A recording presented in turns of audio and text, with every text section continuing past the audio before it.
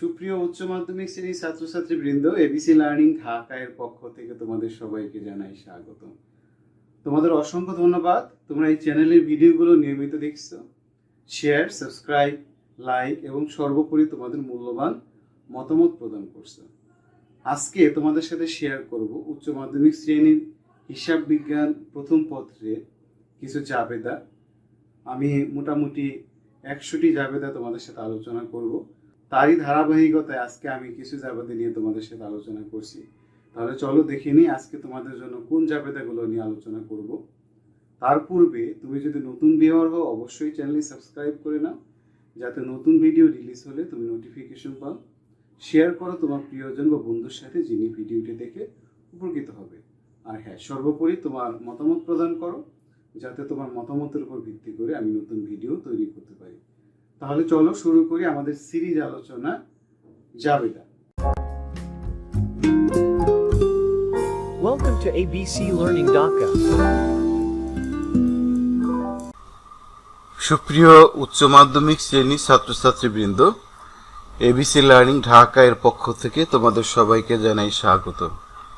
আমরা আলোচনা করছিলাম উচ্চ মাধ্যমিক শ্রেণী হিসাব বিজ্ঞান প্রথম পত্র এর জাবেদা অধ্যায়।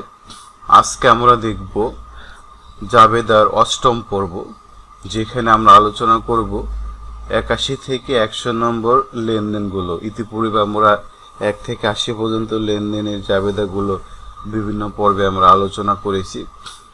আজকে তোমাদের জন্য 81 থেকে 100 এই সবগুলো জাবেদা আমি আলোচনা করব। এই 100টি জাবেদা পড়লে ইনশাআল্লাহ তোমাদের জাবেদা নিয়ে যত রকম সমস্যা আছে সব সমাধান হবে। তাহলে চলো শুরু করি। আজকে আমাদের 81 নম্বর জাবেদাতে কি আছে সেটি দেখি। কর্মচারীদের ঈদ বোনাস প্রদান করা হলো 10,000 টাকা। ঈদ বোনাস বেতনের মতোই খরচ, তাহলে ঈদ বোনাস আমরা বেতন হিসেবে যোগ হবে, তারপরেও আমরা বোনাস আলাদা হিসেবে দেখাতে পারি। ঈদ বোনাস খরচ ডেবিট, নগদান, ক্রেডিট। তাহলে আমরা এখানে লিখতে পারি ঈদ বোনাস ডেবিট, নগদান, ক্রেডিট। ব্যাখ্যা লিখতে পারি কর্মচারীদের ঈদ বোনাস প্রদান। কর্মচারী ঈদ বোনাস প্রদান আমাদের কত টাকা আছে? 10,000 টাকা। 10,000 এখানে লিখবো আমরা 10,000। আমরা সবগুলো একটু টাকার ঘরে কমা দিয়ে নিই।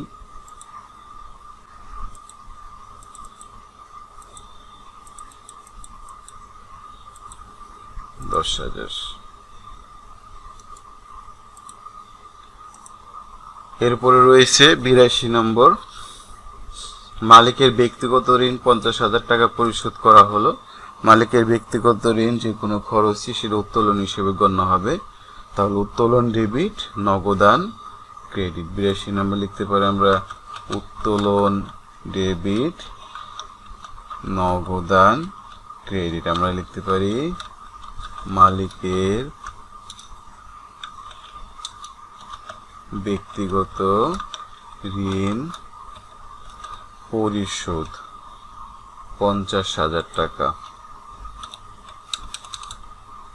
50,000, 50,000।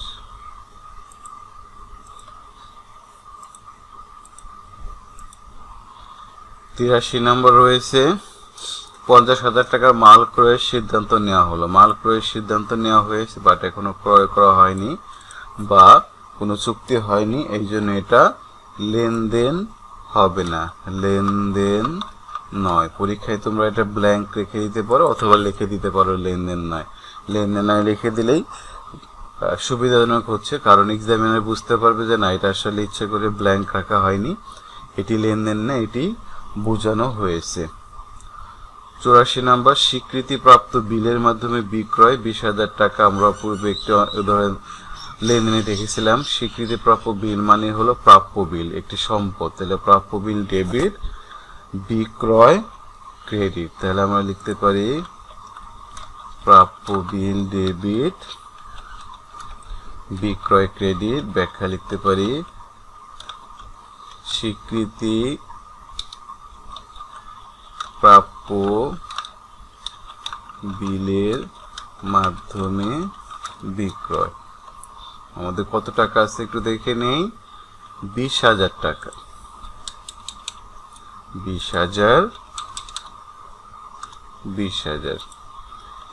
এরপর 85 নাম্বারটি রয়েছে ব্যক্তিগত মোটর গাড়ি কারবারে ব্যবহারের জন্য প্রদত্ত হলো 1 লক্ষ টাকা। ব্যক্তিগত মোটর গাড়ি যদি কারবারে দেওয়া হয় তাহলে কারবারের মোটর গাড়ি বাড়বে এবং মালিকের মূলধন বাড়বে। তাহলে মোটর গাড়ি ডেবিট, মূলধন ক্রেডিট। তাহলে আমরা লিখতে পারি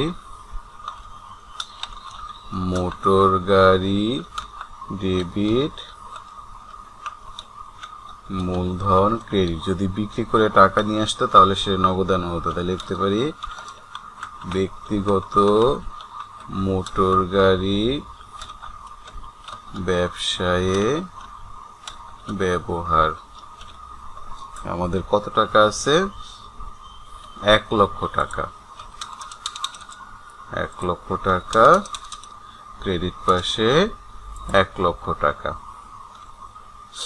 86 নাম্বার বিক্রয়ের উদ্দেশ্যে আসবাবপত্র ক্রয় 50,000 টাকা। বিক্রয়ের উদ্দেশ্যে আসবাবপত্র ক্রয় করা মানে হলো আমরা আসবাবপত্রের ব্যবসা করে থাকি। তাহলে আসবাবপত্রের ব্যবসা করলে যেটা ব্যবসা করি সেটা যেটাই ক্রয় করা হোক, আসবাবপত্র হোক, গাড়ি হোক, বাড়ি হোক, সবকিছুই ক্রয় হিসেবে গণ্য হবে। তাহলে ক্রয় ডেবিট, নগদান ক্রেডিট। তাহলে লিখতে পারি আমরা ক্রয় ডেবিট, নগদান ক্রেডিট। আমরা লিখতে পারি কি ব্যাখ্যায় বিক্রির উদ্দেশ্যে আসবাবপত্র ক্রয়, অর্থাৎ আমরা আসবাবপত্রের ব্যবসায় করে থাকি। কত টাকা এখানে? 50,000 টাকা। 50,000 টাকা। এরপরে 87 অতিথি আপ্যায়ন ব্যয় 500 টাকা।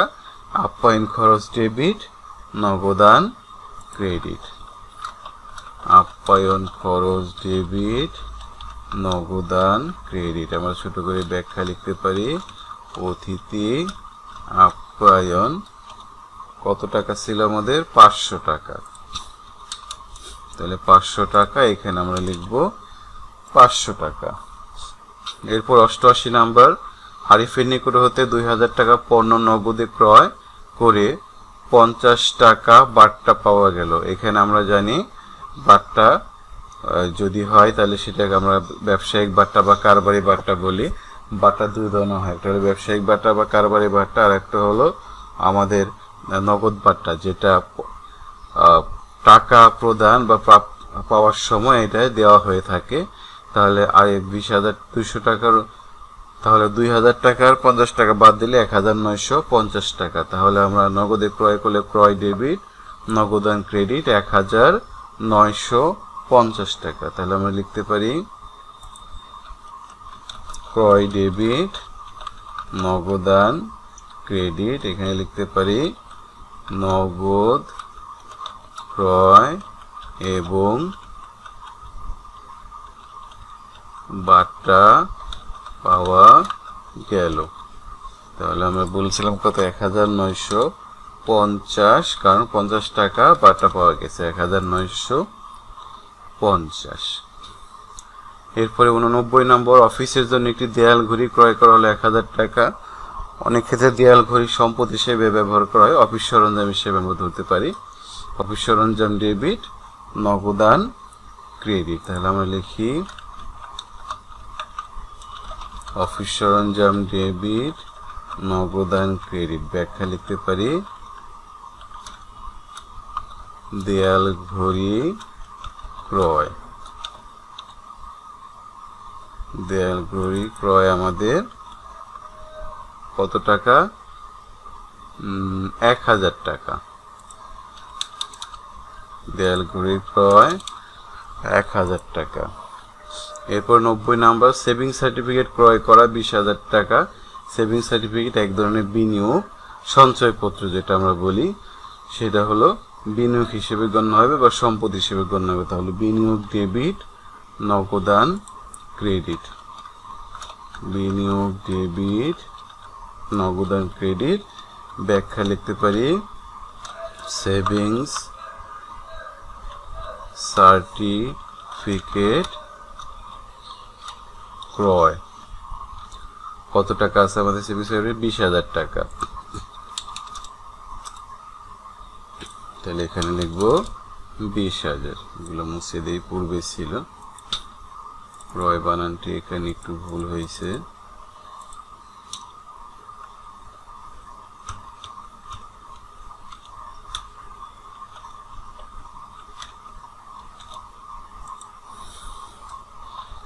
নম্বর 91 বিজ্ঞাপন খরচ অগ্রিম প্রদান 5,000 টাকা। অগ্রিম প্রদান করলে সম্পদ, তাহলে অগ্রিম বিজ্ঞাপন খরচ ডেবিট, নগদান ক্রেডিট। তাহলে আমরা লিখতে পারি অগ্রিম বিজ্ঞাপন ডেবিট, নগদান ক্রেডিট। ব্যাখ্যা লিখতে পারি বিজ্ঞাপন খরচ অগ্রিম প্রদান, অর্থাৎ এখনো প্রচার করা হয়নি, সেটা কত টাকা আছে আমাদের? 5,000 টাকা। প্রচার হয়ে গেলে সেটা আমাদের খরচ হিসেবে গণ্য হবে। 92 বিনা মুনাফায় পণ্য বিক্রয়। বিনা মুনাফায় পণ্য বিক্রয় মানে হলো আমি যে দামে ক্রয় করেছি সে দামেই বিক্রি করেছি, সেজন্য এটাকে ক্রয়ও ধরা হয় না, বিক্রয়ও ধরা হয় না। সেজন্য ক্রয়ও কমবে, বিক্রয় কমবে। ক্রয় কমলে ক্রয় ক্রেডিট, বিক্রয় কমলে বিক্রয় ডেবিট। তাহলে বিক্রয় ডেবিট, ক্রয় ক্রেডিট। বিক্রয় ডেবিট, ক্রয় ক্রেডিট। আমরা লিখতে পারি বিনা মুনাফায় পণ্য বিক্রয়। অর্থাৎ তোমার এক বন্ধু তোমার দোকানে গেল, তার কাছ থেকে বললো যে দোস্ত আমি এটি তোমাকে কেনা দামে তোমাকে দিয়ে দিলাম, কোনো লাভ করলাম না, সেই জন্য এটাকে আমরা যেটা বিক্রি করে লাভ করা হয় না সেটা আসলে ক্রয় হিসেবে গণ্য হয় না। 93 নম্বর ভ্যাট বাবদ নগদ প্রদত্ত 3,000 টাকা। আমরা ভ্যাট কারবারের আয়ও না ব্যয়ও না, এটি সরকারের একটি প্রাপ্য যেটা জনগণ বা ভোক্তা প্রদান করে থাকে। সেজন্য অনেক ক্ষেত্রে আমরা ভ্যাট চলতি হিসাব করে থাকি। এটা ডেবিট ব্যালেন্স বা ক্রেডিট ব্যালেন্স যে কোনোটি প্রকাশ করতে পারে। তাহলে ভ্যাট চলতি হিসাব ডেবিট, নগদান ক্রেডিট।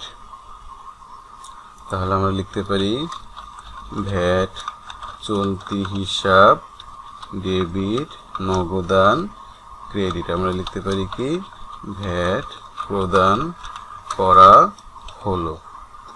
আমাদের কত টাকা আছে এখানে? 3,000 টাকা।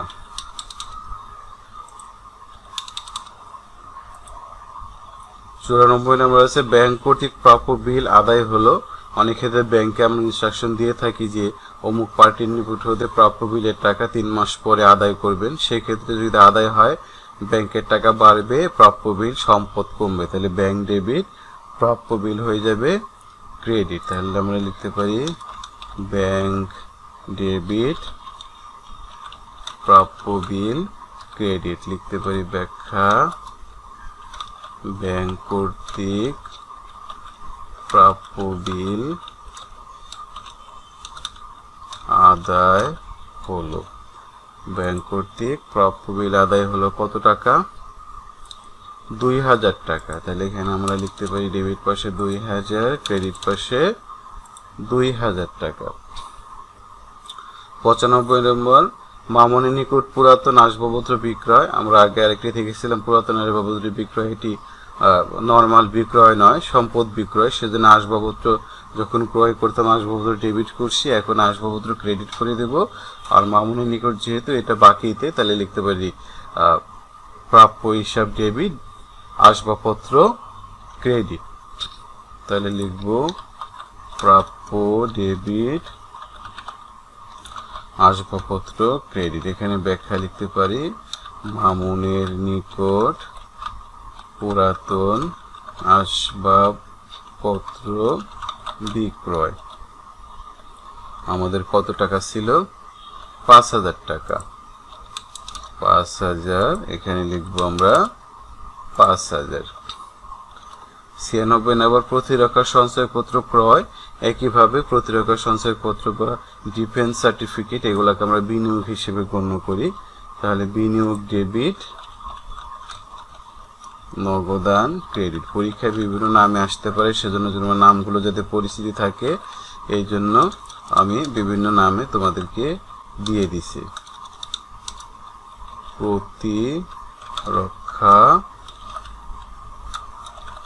সঞ্চয়পত্র ক্রয়। কত টাকা ছিল আমাদের? 20,000 টাকা। 20,000 ক্রেডিট পাশে আমাদের 20,000।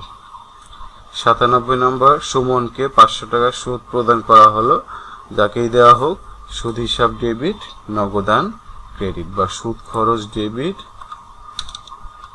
সুদ খরচ ডেবিট, নগদান ক্রেডিট। ব্যাখ্যা লিখে রাখতে পারি, সুমনকে সুদ প্রদান 500 টাকা।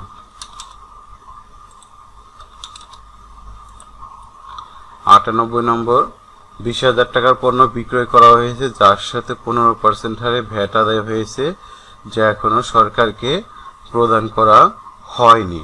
এখানে উল্লেখ, ছাত্রছাত্রীরা ভ্যাট নিয়ে তোমরা যখন আরো বড় হবে তখন বিস্তারিত এই বিষয়ে পড়াশোনা করবে। 1991 সালে ভ্যাট আইনে ভ্যাট ছিল 100 টাকা পণ্য হলে তার উপরে 15% ভ্যাট, অর্থাৎ 100 যোগ 15, 115 টাকা। অর্থাৎ যদি 100 টাকার কোনো পণ্য হতো তার সাথে যোগ হতো আমাদের আরো 15 টাকা, যোগ হয়ে হতো 115 টাকা। কিন্তু বর্তমানে ভ্যাটটি ওই মূল্যের মধ্যে অন্তর্ভুক্ত থাকবে, অর্থাৎ মূল্য ভ্যাট সহ 100 টাকা হবে, সেক্ষেত্রে ভ্যাট 15 টাকা আর পণ্যের মূল্য তাহলে 85 টাকা। এইভাবে আর কি ভ্যাট ক্যালকুলেশন করা হয়, অর্থাৎ পণ্যের মূল্য গুণ ভ্যাট ভগ্নাংশ 15 ভাগ 115। তাহলে যদি সেটা হয় তাহলে আমরা করতে পারি কি, যদি এখানে বলা হয় যে পণ্য বিক্রয় 10,000 টাকা, যার উপর 15% হারে ভ্যাট আদায় হয়েছে, যা সরকারকে এখনো প্রদান করা হয়নি, তাহলে আমরা এখানে লিখতে পারি আমাদের যদি 10,000 টাকা হয়, 10,000 টাকা ভ্যাটের হার 15%, তাহলে আমাদের কত টাকা হবে? 10,000 গুণ 15 ভাগ 115, এইটা হবে আমাদের ভ্যাট। তাহলে ভ্যাট বাদে আমার টাকা কত হবে? 10,000 মাইনাস 1304, 8,696 টাকা আমার বিক্রয়। তাহলে আমরা এখানে কি লিখতে পারি? নগদান ডেবিট, ভ্যাট চলতি হিসাব ক্রেডিট, বিক্রয় ক্রেডিট। আমি যদি লিখতে পারি ভ্যাট সহ পণ্য বিক্রয়, তাহলে নগদ আমরা কত টাকা লিখব? 10,000, ভ্যাট চলতি হিসাব কত টাকা লিখব? 1304, এবং বিক্রয় লিখব 8,696। ছাত্রছাত্রী বৃন্দ, তোমাদের নিকট ক্যালকুলেশন জটিল হতে পারে, সেই জন্য আমি এখানে ভ্যাটের পরিমাণ আলাদা কিভাবে করতে হয় সেটা তোমাদের দেখিয়ে দিলাম। আর এটা হলো পণ্য, যেটা আমার পণ্য হিসেবে বিক্রয় হিসেবে দেখাবো, আর মোট বিক্রয় হলো আমার এখানে কত টাকা? 10,000 টাকা। আশা করি বুঝতে পেরেছো, না হলে আবার একটু দেখে নিবে। 99 নাম্বার, নগদে পণ্য বিক্রয় 10,000 টাকা এবং এর উপর 15% হারে ভ্যাট আদায় হয়েছে এবং যা সরকারকে প্রদান করা হয়েছে। একইভাবে আমরা করব, সরকার যদি প্রদান করা হয় তাহলে দ্বিতীয় আরেকটি এন্ট্রি এখানে করতে হবে। তাহলে আমরা যদি 99 নম্বর করি, এটা 99 নম্বর এবং 98 নম্বরের মধ্যে কোনো পার্থক্য নেই, আমরা এটা কপি করে বসিয়ে দেব এবং 99 এটা দেব ক, এবং এখানে আমরা আরেকটি জার্নাল দেব, সেটা 99 খ, 99 খ, এবং আরেকটু জায়গা আমরা বাড়িয়ে নেই, 99 খ। তখন আমরা এখানে কি লিখব? ভ্যাট এখানে আমরা ক্রেডিট করেছিলাম, তখন ভ্যাট ডেবিট করব, নগদান ক্রেডিট করব। তাহলে ভ্যাট চলতি হিসাব, ভ্যাট চলতি হিসাব ডেবিট, নগদান বা ব্যাংক যেভাবে লিখি ক্রেডিট। তাহলে আমরা লিখতে পারি কি? ভ্যাট সরকারকে প্রদান করা হলো, অর্থাৎ পূর্বেরটা আমরা সাথে সাথে প্রদান করিনি, এখন এটা প্রদান করে দিলাম 1304 টাকা। 1304, তাহলে কি নগদান ডেবিট, ভ্যাট চলতি হিসাব ডেবিট, বিক্রয় হিসাব ক্রেডিট। যখন সরকারকে প্রদান করব ভ্যাট চলতি হিসাব ডেবিট, নগদান বা ব্যাংক ক্রেডিট। এরপরে নগদে 30,000 টাকা পণ্য ক্রয় এবং 15% হারে ভ্যাট প্রদান করা হলো। একইভাবে ভ্যাট অন্তর্ভুক্ত আছে যেহেতু, সেই কারণে আমরা যদি বলি যে আমাদের পণ্য ক্রয় কত 30,000 টাকা, সেখানে আমাদের 15% হারে ভ্যাট হবে 30,000 গুণ 15 ভাগ 115। আমরা ভ্যাট প্রদান করেছি 3,913 টাকা। তাহলে আমাদের ভ্যাট বাদে আমাদের পণ্যের মূল্য হলো 26,087 টাকা। তাহলে আমরা এখানে কি লিখতে পারি, ক্রয় আমরা ডেবিট করব কত 26,087। আমরা এখানে লিখব ভ্যাট প্রদান করেছি, ভ্যাট চলতি হিসাবে আমাদের কত টাকা 3,913 টাকা আমরা ভ্যাট প্রদান করেছি, এবং নগদান আমাদের ক্রেডিট হবে কত 30,000 টাকা। তাহলে আমরা এখানে লিখতে পারি ব্যাখ্যা,